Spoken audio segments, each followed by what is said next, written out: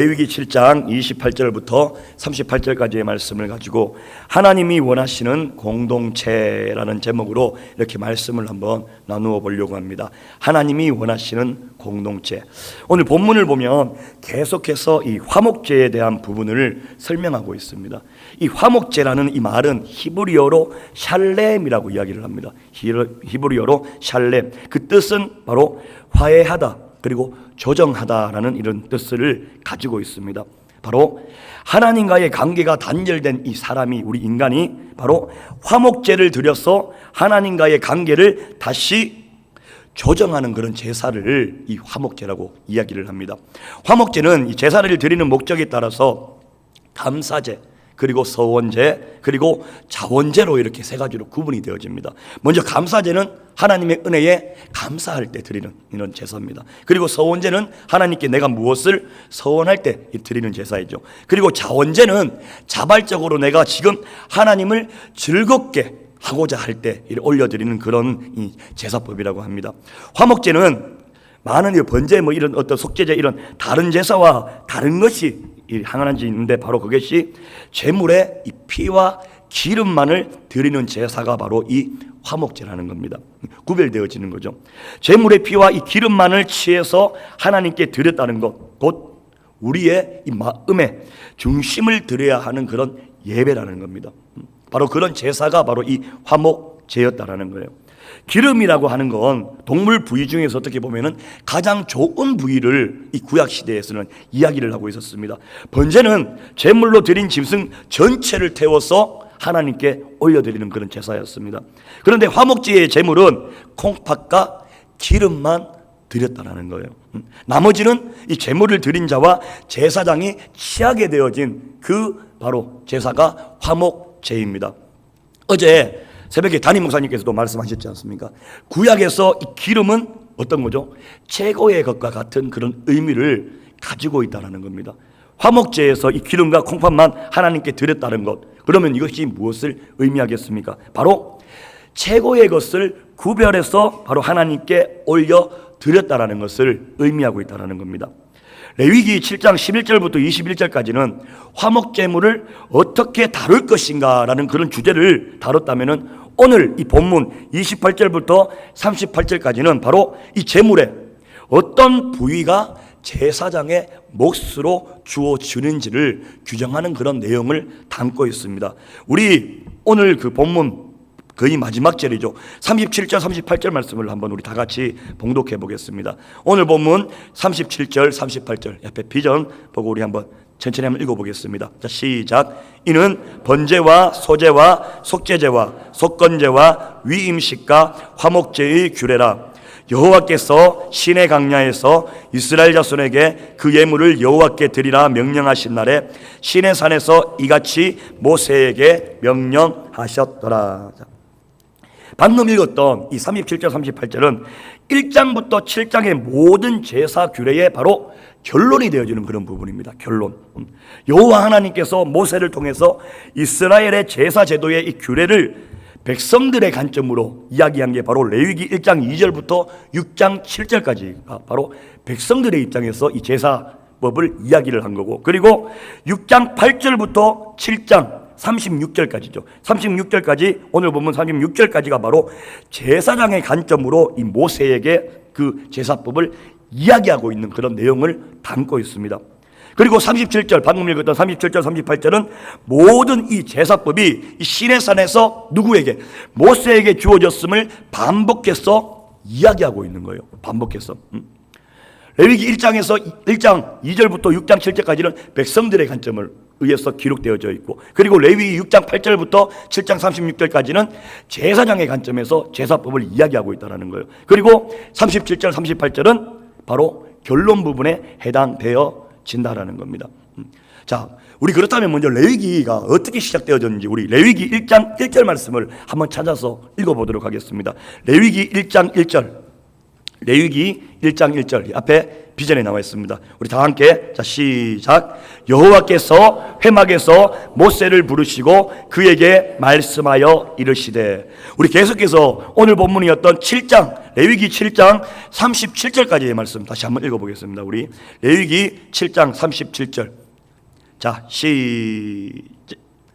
레위기 7장 38절 말씀, 38절 예, 시작.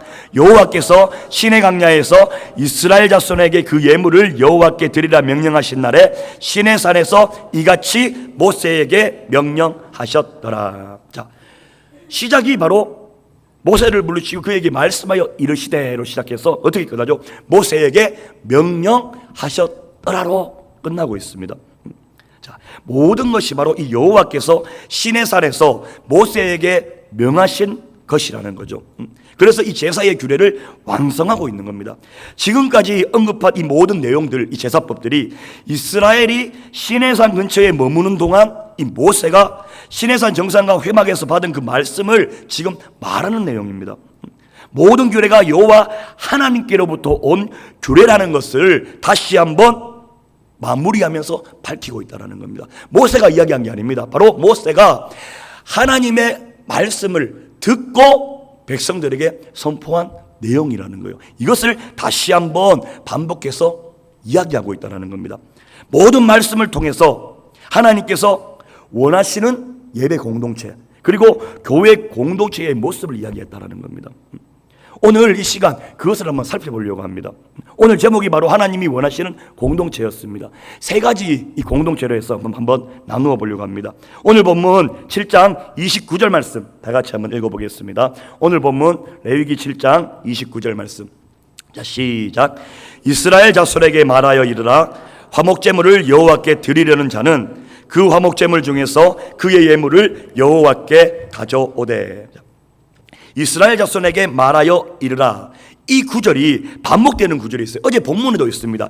23절에도 등장을 하게 되어지죠. 이스라엘 자손에게 말하여 이르라. 너희는 소나 양이나 염소의 기름을 먹지 말 것이요. 자, 지금 제가 요 서론의 부분에 이야기하셨지 않습니까?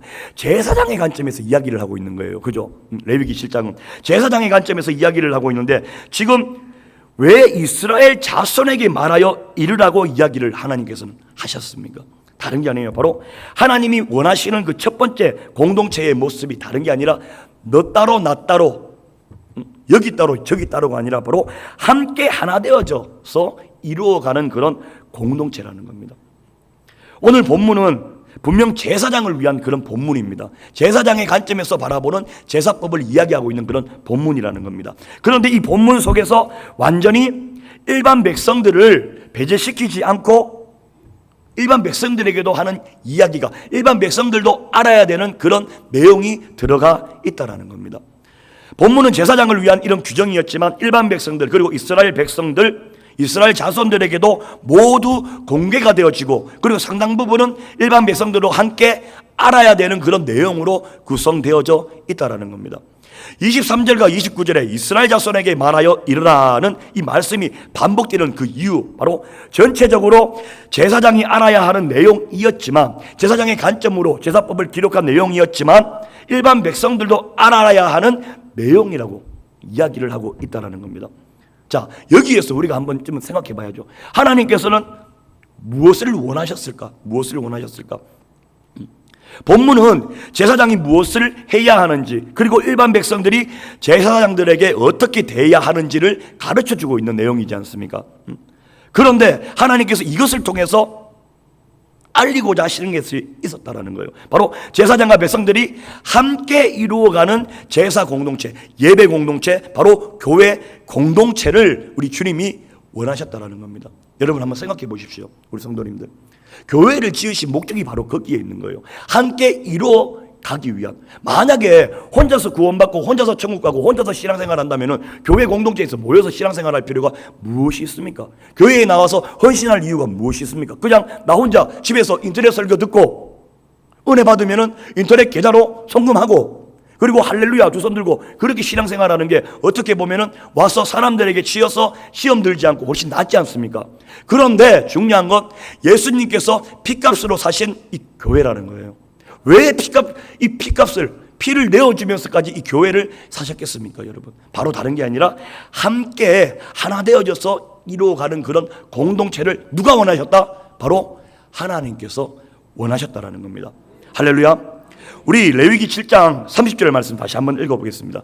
우리 레위기 7장 30절 말씀. 자, 시작.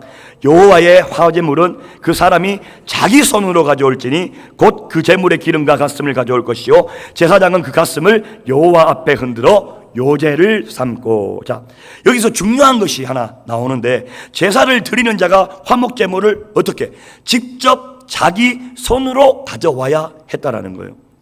그 사람이 자기 손으로 가져왔다라는 것은 여기에 이제 두 가지 의미를 내포하고 있습니다. 그 첫 번째가 바로 강제성을 배제하는 거죠. 내 스스로 가져왔다라는 겁니다. 스스로 자기 손으로 가져왔다라는 것은 자발적인 내 의지에서 이 화목제가 어떻게 준비되어졌다라는 것을 의미하고 있다라는 겁니다. 제물의 가장 소중한 부분인 이 기름과 이 가슴살을 스스로 제사장에게 가져와서 기꺼이 즐거운 마음으로 드려야 한다라는 거예요. 자, 여기에서 우리도 알 수가 있죠. 우리가 하는 그 모든 헌신들, 이게 물질일 수도 있고 내 몸을 드리는 것일 수도 있고 내 시간을 그리고 내 달란트를 드리는 이것을 모든 것을 통틀어 우리가 헌신한다라고 이야기하지 않습니까? 봉사한다라고 이야기합니다. 하나님께서 기뻐 받으시는 봉사와 헌신은 다른 게 아니라 바로 우리가 스스로 자발적으로 강제성을 띠지 않고 목사님이 말씀하셔서 하는 것이 아니라 정말 우리가 자발적으로 나와서 하나님께 드려지는 그런 헌신을 하나님께서는 어떻게 받으신다? 기뻐 받으신다라는 겁니다.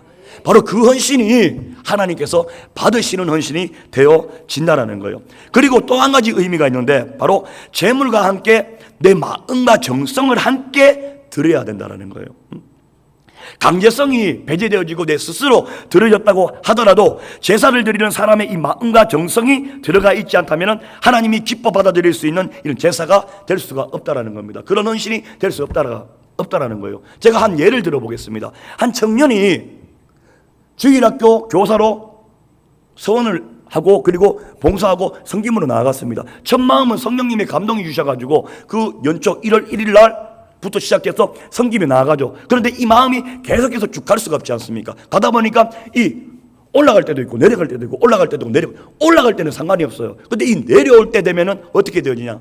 그 헌신이 오히려 그 봉사가 일이 되어져 버립니다. 그 왜일까요? 바로 이 부분이에요. 내 마음의 중심을 들여가지고 감사하는 마음으로 하나님께 드리는 것이 아니라 오히려 그냥 이게 한 일이 되어져 버리니까 나도 힘들고, 그리고 중요한 건 하나님이 받으시지 않으신다라는 거예요.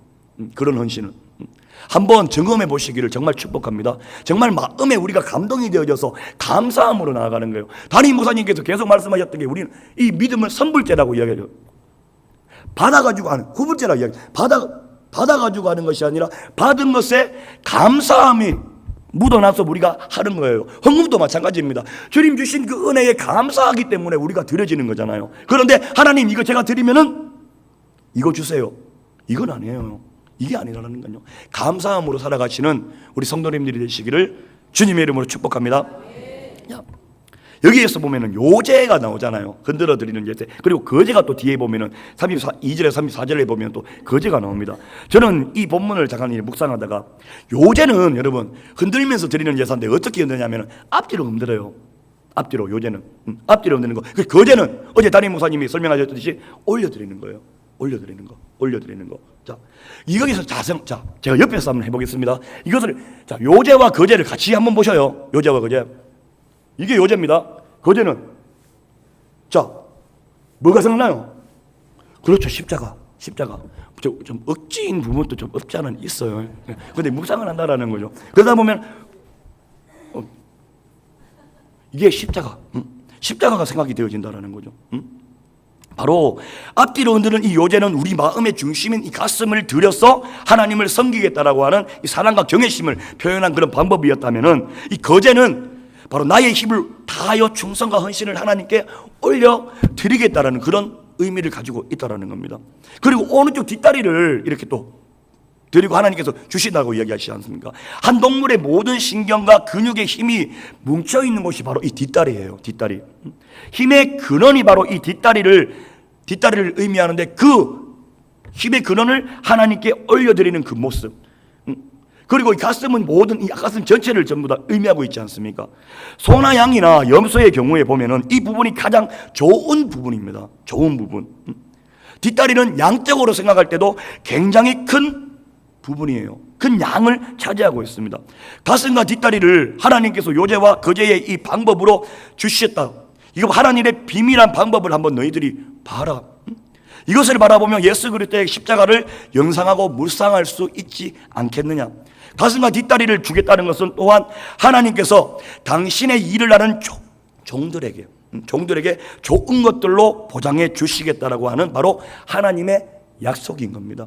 이 화목제물은 올려드리고 난 다음에 남는 것도 제사장에게 주지 않습니까? 제사장이라고 해서 오늘 현대 목사들, 전도사님만 이야기합니까? 아니요. 우리는 전부 다 왕같은 제사장이지 않습니까?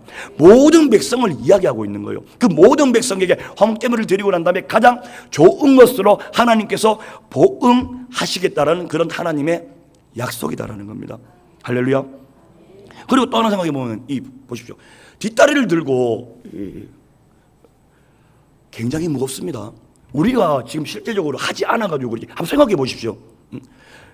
그 무거움을 들고 계속 제사를 생각해 보면 정말 기가 차는 노릇이잖아요. 정말 감사해요.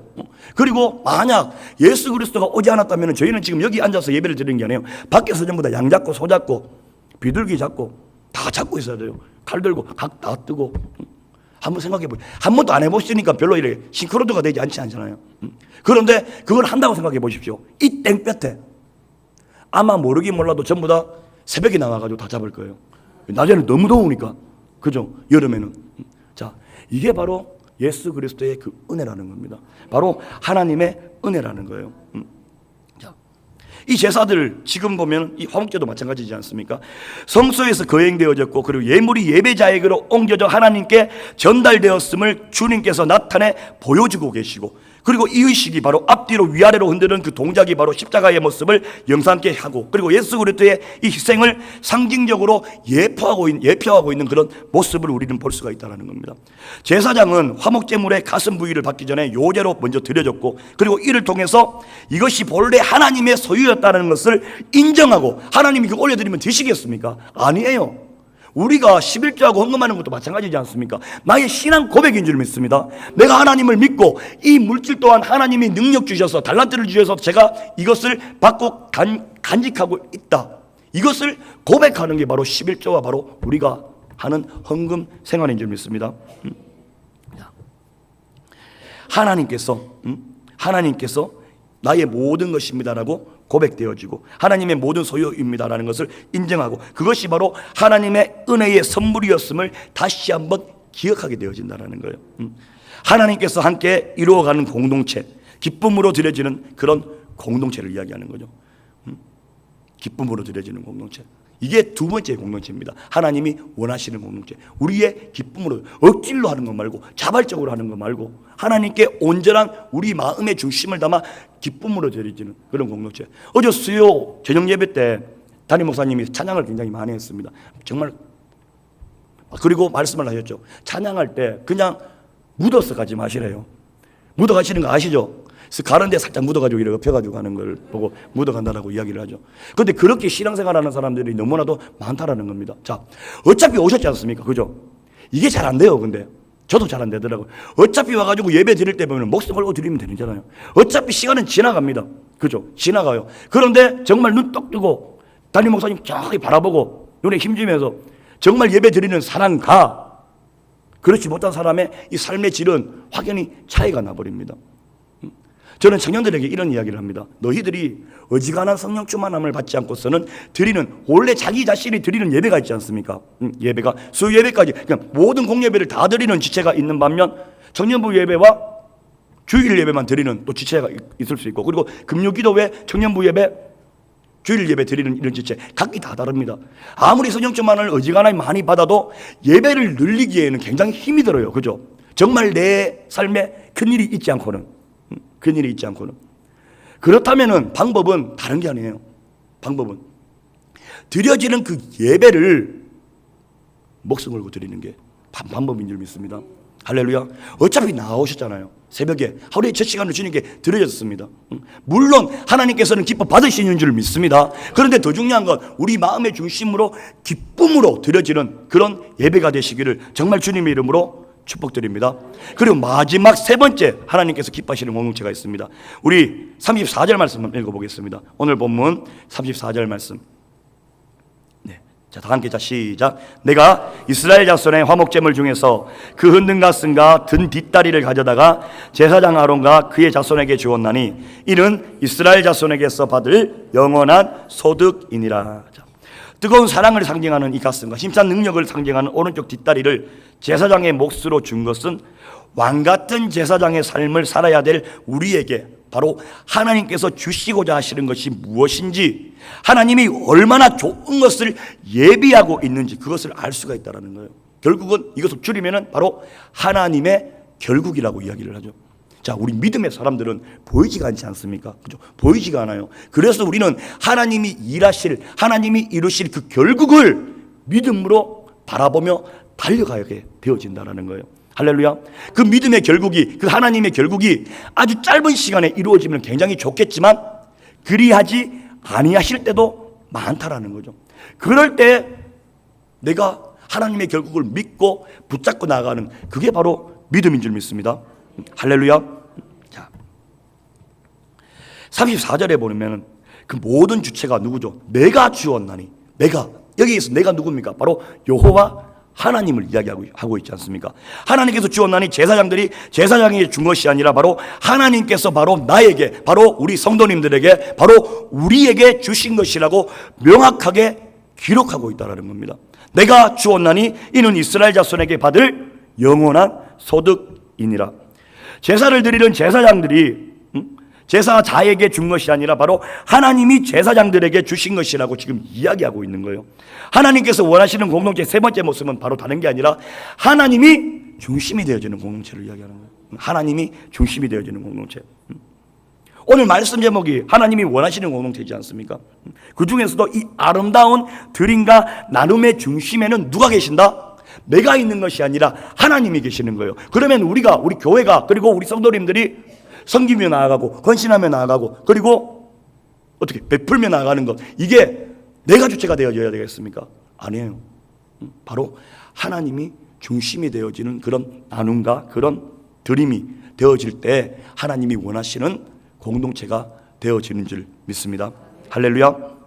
자, 대대로 영원히 받을 소득이니라. 변하지 않는 하나님의 약속이라고 주님께서 지금 말씀하시고 약속하신 말씀입니다. 사랑하는 우리 성도 여러분, 하나님께서 우리에게 이 규례를 주실 때 기름은 먹지 말고 피는 먹지 말라라고 말씀하셨잖아요. 그죠? 그리고 우리에게 주시는 하나님의 그 담긴 그 메시지가 무엇입니까? 그건 바로 하나님의 것은 하나님의 것으로 돌려드리라는 거예요. 그리고 나의 하나님께 돌려드렸다고 해도 우리의 몫이 없는 게 아니에요. 하나님의 것은 하나님의 것으로 돌려드리고 너희의 것이 아니라는 겁니다. 우리의 것이 아니라는 거예요. 그것을 구별하여 주님께 드릴 때에 너희의 몫은 누가 예비하신다? 하나님께서 예비하신다라는 것을 이야기하고 있는 겁니다. 35절과 36절에 보면 그들을 세워 여호와의 제사장의 직분을 행하게 한 날 곧 그들에게 기름을 부은 날에 여호와께서 명령하사 대대로 영원히 받을 소득이니라. 그들을 세워 여호와 제사장의 이 직분을 행하게 한 날 그들에게 바로 기름을 부은 바로 그날부터 주님이 뭐다? 책임져 주시겠다라는 것을 이야기해요. 이걸 오늘날로 이야기하자면 내 삶에 우리 주 예수 그리스도를 내 삶의 주인으로 모셔드리는 바로 그날부터 주님께서 어떻게 책임져 주시겠다라는 것을 이야기하는 거예요. 내 삶의 주인으로 모셔드린 그 주님 앞에 우리의 모든 것을 맡겨드리며 나아갈 때에 주님께서 일하시겠다라는 것을 약속하셨다라는 겁니다. 하나님께서 우리를 왕같은 제사장으로 부르신 바로 그때부터 우리 주님께서는 나를 책임져 주시겠다, 너의 인생을 책임져 주시겠다라고 한 가장 귀한 약속의 말씀이시죠. 구약에서 이 화목제사는 앞으로 예수님이 오셔서 화목제물이 되실 것을 보여준 그런 그림자, 예시와도 같다라는 겁니다. 우리 로마서 3장 25절 말씀 한번 찾아보겠습니다. 로마서 3장 25절. 로마서 3장 25절.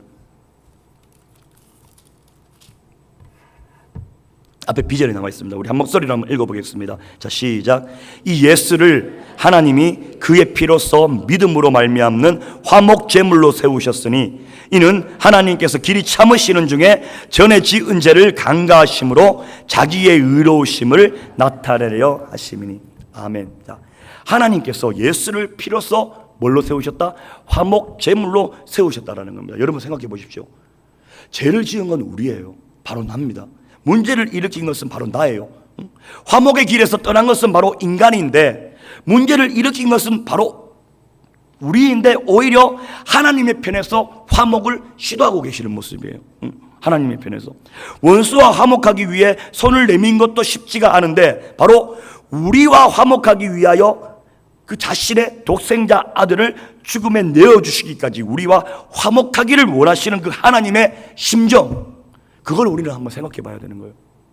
그 하나님의 심정을 생각할 때 바로 이 십자가가 우리의 이 심령밭에 실제로 새겨져 있다는 겁니다.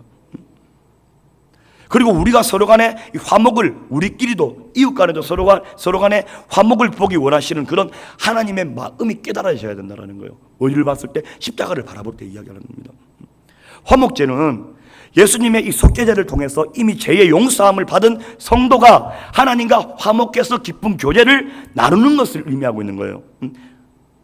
이 기쁨 교제를 나누는 것, 함께 나누어 먹는 것, 성찬이 바로 그런 의미에서 하는 거지 않습니까? 화목제물을 나누어 먹듯이 화목제물이 대신 이 예수님의 살과 피를 함께 나누어 먹는 것, 내가 예수님과 하나가 되었다라는 것을 의미한다라는 겁니다. 음식이 내 속에 들어옴으로 인하여서 더 이상 나와 음식이 구분되어지지 않는 거라는 겁니다. 그렇게 하나가 되듯이 바로 예수님의 생명이 곧 내 생명으로 전이가 되어져서 들어오는 것. 그리해야지 2000여 년 전 골고다 언덕 그 십자가 사건이 나랑은 전혀 상관이 없는 사건이 아니라 내 죄 때문에 예수 그리스도께서, 그 흠없는 예수 그리스도께서 그 아버지 하나님의 말씀에 죽기까지 순종하셔서 나를 위해 돌아가셨구나, 이게 믿어진다는 거예요. 할렐루야. 예수님의 생명이 곧 영생을 의미하지 않습니까? 예수님과 하나가 된 것뿐만 아니라 성도가 하나가 되어지는 것까지도 모든 것을 내포하고 의미하고 있다는 겁니다. 우리가 사도신경 보면 성도가 서로 교통하는 것과 이 고백이 바로 성도 간의 교제가 이처럼 중요하다는 것을 의미하고 있지 않습니까? 레위기 1장부터 7장까지의 이 모든 제사법, 모든 규례는 제사장과 그리고 제사를 드리는 제사자 모두 하나님의 명령에 세심한 주의를 기울여야 한다는 것을 지금 규례로 하나님께서 우리에게 알려주신 그런 부분입니다. 쉽게 이야기하면 이 규례, 이 제사법을 통해서 너희들 내 말을 청종하고 그리고 내 말에 순종해야 된다는 것을 가르쳐주고 있다는 거예요. 말씀 정리하도록 하겠습니다. 하나님의 명령에 조금이라도 우리가 귀 기울이지 않으면 그 제사는 기쁘게 받아들여지는 제사가 아니다라는 거예요. 하나님께서 이 땅에 바로 우리가 살고 있는 이 시대에 원하시는 공동체가 있습니다. 함께 이루어가는 공동체, 기쁨으로 드려지는 공동체, 하나님이 중심인 그런 공동체, 주님께서 꿈꾸고 계시고 그리고 그토록 원하시는 공동체라는 겁니다. 하나님께서 오늘도 저와 우리 성도님들을 그렇게 한 명 한 명을 찾고 기다리고 계신다는 거예요. 문제를 일으킨 사람은 누구다? 바로 나인데 하나님께서 오늘도 먼저 우리에게 화목을 시도하고 계신다는 것을 기억하시기를 축복합니다. 원수와 화목하기 위하여 손을 내미는 정도가 아니라 독생자 아들 예수 그리스도까지 십자가에 못 박혀 죽기까지 이래 내어주시면서까지 주님께서는 우리에게 지금 화목을 요청하고 계신다는 겁니다. 우리가 비록 반목하고 경멸하고 미워하고 시기하고 질투하고 있는 이 시대의 공동체 가운데 살아가고 있지만 주님께서 원하시는 그 공동체의 모습으로 돌아올 수가 있다는 거예요. 주님께서 원하시는 함께 하는 공동체, 기쁨으로 드려지는 공동체, 하나님이 중심이 되어지는 그런 공동체, 바로 저와 우리 성도님들이 되시기를 주님의 이름으로 축원드립니다. 기도하겠습니다. 하나님 감사합니다. 이 시간 하나님과 함께 그리고 이웃들과 함께 이루어가는 공동체를 꿈꾸게 하여 주시고 그리고 이스라엘 자손에게 말하여 주셨던 것과 같이 그 사람이 자기 손을 가져올지니 강제성이 아니라 우리 자발적인 그 의지로 기쁨으로 드려지는 그런 공동체가 되어지길 원합니다.